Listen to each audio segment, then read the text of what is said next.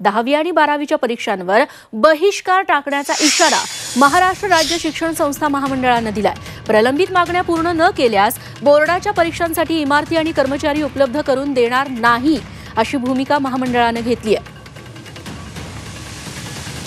आम्ही शासनाला या वर्षीच्या 10वी आणि 12वीच्या परीक्षांना आमच्या इमारती आमचे कर्मचारी उपलब्ध करून देणार नाही हे स्पष्टपणे कळवलेलं आहे। त्यामुळे शासनाने ताबडतोब यावर निर्णय घेऊन आमची बैठक लावावी अशी आमची इच्छा आहे।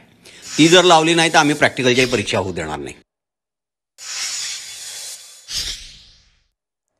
तेव्हा रखडलेली शिक्षक शिक्षकेतर कर्मचारी भरती करावी अशी त्यांची मागणी आहे। सर्व अनुदानित शाळांचं थकीत वेतनेतर अनुदान द्यावं। प्रायव्हेट कंपन्यांना शाळा दत्तक देण्यास विरोध करण्यात आलेला आहे महामंडळाकडून। नव्या शैक्षणिक धोरणातील आर्थिक तरतुदीची माहिती द्यावी।